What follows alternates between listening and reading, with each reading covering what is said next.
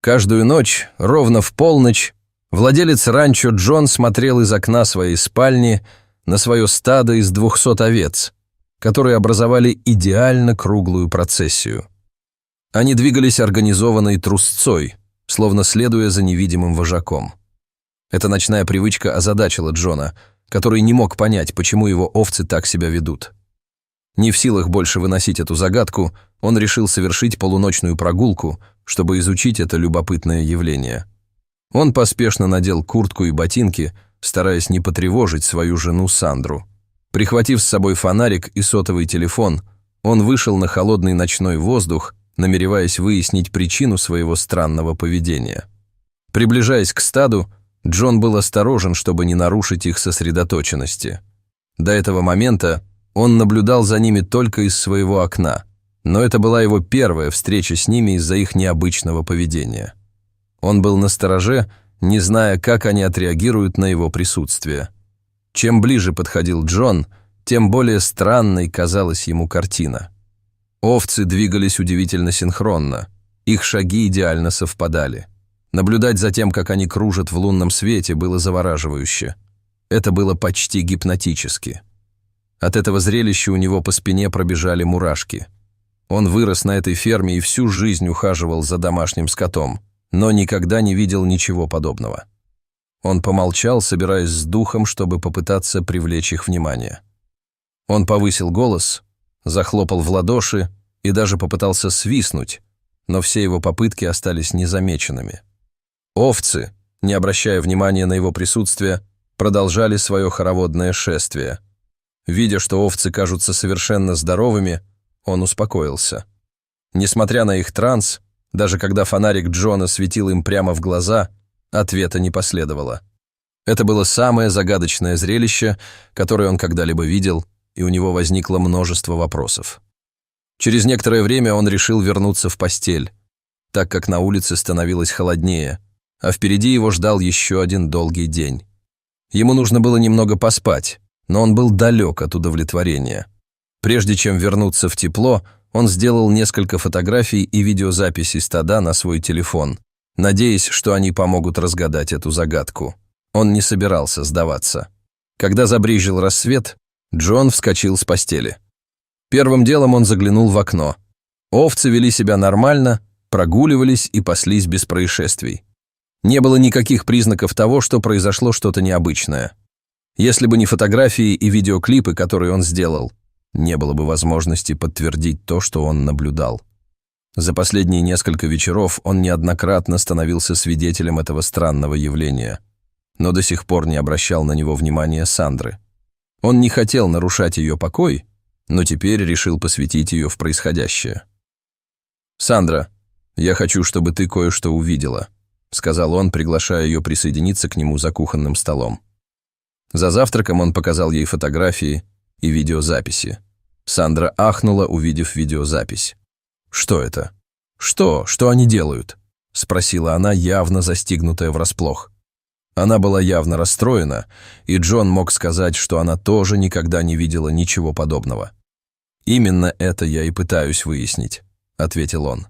Сандра настояла на том, чтобы в тот вечер проводить его на улицу. Она была полна решимости своими глазами увидеть это странное происшествие. В результате они весь день усердно занимались своими делами, а когда наконец ушли спать, запрограммировали будильник на звонок в полночь. Они не хотели пропустить это событие. На следующий день Джон решил обратиться за помощью к друзьям. Возможно, другие местные фермеры сталкивались с подобной аномалией. Он также планировал распространить отснятый материал в интернете, надеясь, что кто-нибудь, имеющий доступ к интернету, сможет предоставить дополнительную информацию. Рассвет застал Джона за просмотром отснятого накануне вечером материала за компьютером. Это было одновременно и завораживающе, и нервировало, и с каждым повторением его тревога усиливалась. Он выбрал фермерский форум, сохраненный в избранном, составил краткий обзор и опубликовал видео. «Будем надеяться, что кто-нибудь видел это раньше», — пробормотал он себе под нос, скрестив пальцы. Вскоре его пост был заполнен множеством откликов. Некоторые из них были наполнены смайликами, подразумевающими, что он смонтировал видеозапись в шутку. Другие выражали искреннюю озабоченность или интригу. Это не какой-то отложенный первоапрельский розыгрыш, не так ли? Один комментатор спросил, а другой заметил, что это жуткое зрелище. Я никогда раньше не видел ничего подобного. Здоровы ли овцы? Среди скептических ответов несколько сообщений вызвали неподдельный интерес. Билл, фермер из соседнего округа, ответил, что он был свидетелем чего-то подобного прошлой весной, но это длилось всего один вечер. В другом ответе фермер Л.С. отметил, что его бабушка рассказывала о том, что их овцы проявляли подобное поведение много лет назад, хотя он не был уверен в этом до недавнего инцидента. Стало ясно, что Джон был не единственным, кто запутался в этой загадке. На форуме разгорелись споры. Некоторые требовали дополнительных доказательств, убежденные, что это не более чем цифровая мистификация. Однако несколько человек встали на его защиту, заявив, что они тоже были свидетелями необычных действий, хотя и не столь интенсивных. Грань между беспокойством и сомнением расширилась, превратив форум в поле битвы мнений и личных хроник. Джон был заинтригован признаниями нескольких фермеров и обратился к ним напрямую. Он искал общие темы в их ответах. Были ли какие-то конкретные моменты, когда эти события обычно происходили? Есть какие-нибудь закономерности? Была ли какая-то конкретная порода более восприимчивой? С приближением сумерек Сандра обобщила свои записи. Древние истории, которые она обнаружила, поразительно совпадали с наблюдениями Джона. Вооруженная новыми знаниями и многочисленными запросами, она решила поделиться своими открытиями с Джоном, надеясь, что они вместе смогут разгадать эту извечную загадку. Вскоре видео Джона попало к доктору Кларе Хьюз, очень уважаемому ветеринару, проявляющему большой интерес к неврологии. Поведение овцы заинтриговало ее, и она обратилась к Джону. «Я и раньше сталкивалась со странностями в поведении животных, но это животное уникально. Вы не будете возражать, если я рассмотрю его поближе?»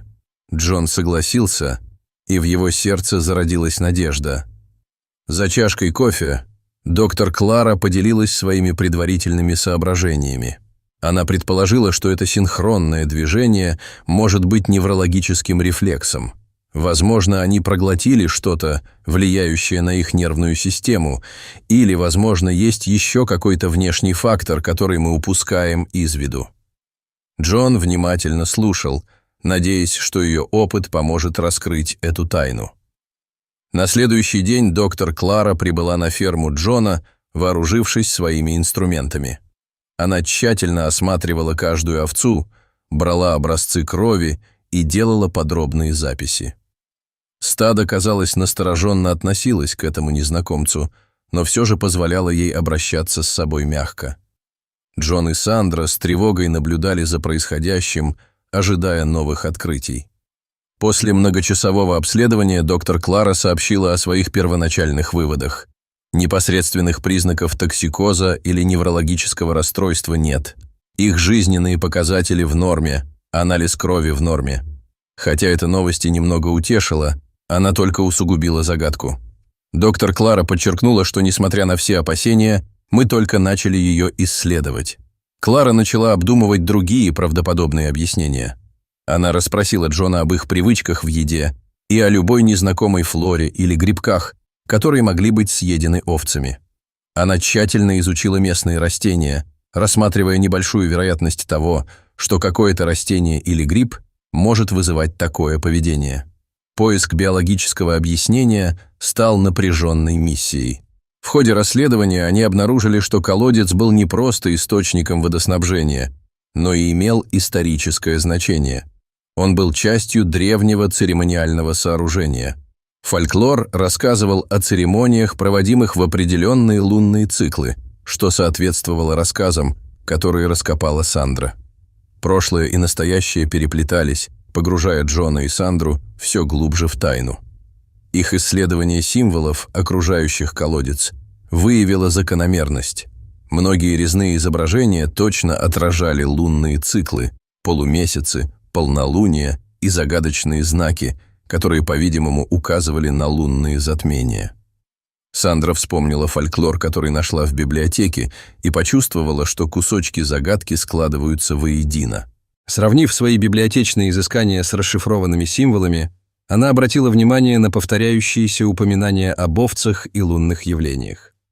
«Соответствие слишком значительное, чтобы быть простым совпадением», пробормотала она с волнением в голосе. Фольклор и история Уэллса казались тесно связанными. Заинтригованные соседи, услышав слухи, начали предлагать свои варианты. Местные историки интерпретировали символы, обнажая исторические слои. Когда весь город попытался разгадать тайну колодца и странного поведения овец, была организована общественная акция.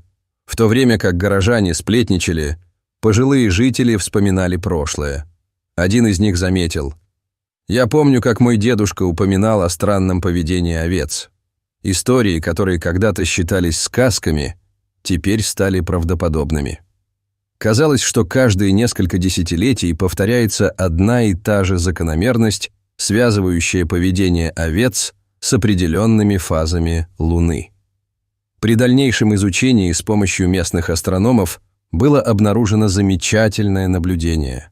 Каждый раз, когда стая проявляла странное поведение, Луна была максимально яркой, а тень от колодца была направлена точно на восток. Это было похоже на то, как если бы овцы исполняли древний ритуал, который передавался из поколения в поколение, но так и не был понят. Шли недели, исследование доктора Клары продолжалось, но окончательных ответов так и не появилось. Хотя поведение овцы казалось безобидным, мотивы, стоящие за этим, оставались загадкой.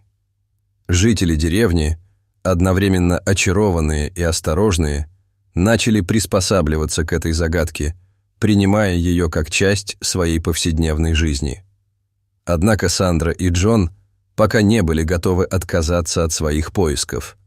Они пригласили Клару и нескольких местных энтузиастов истории еще на один вечер стать свидетелями странного овечьего ритуала, надеясь на поучительное открытие. Оснащенные камерами, звукозаписывающими устройствами и даже беспилотными летательными аппаратами, они стремились запечатлеть каждую деталь. Затем, как будто космос оценил их решимость, произошло нечто удивительное. Ровно в полночь овцы снова начали свое круговое движение. Но на этот раз из-под земли донесся слабый гул, едва различимый, но безошибочный. Атмосфера завибрировала, и лунный свет усилился. В этот мимолетный момент Сандра поняла, что овцы не просто ходят кругами. Они образовывали особый символ, который соответствовал гравюрам на старом колодце. Это было послание, звуковое отражение давно минувших дней, раскрытое в лунном сиянии. Возможно, жители деревни никогда до конца не поймут, почему овцы вели себя подобным образом, но Джон, Сандра и их товарищи поняли, что они были частью чего-то грандиозного, чего-то неподвластного времени. Хотя значение этих слов не было до конца определено, было приятно осознавать, что они были погружены в отголоски времени, гораздо более древнего, чем их маленькое поселение, и окружены необъяснимой энергией. Полуночные обходы овец оставались загадкой, но больше не вызывали страха. Вместо этого это превратилось в историю, которую деревня передавала из поколения в поколение, в обновленный миф, напоминающий каждому о невидимых силах, которые когда-то управляли их жизнями, а, возможно, и до сих пор управляют.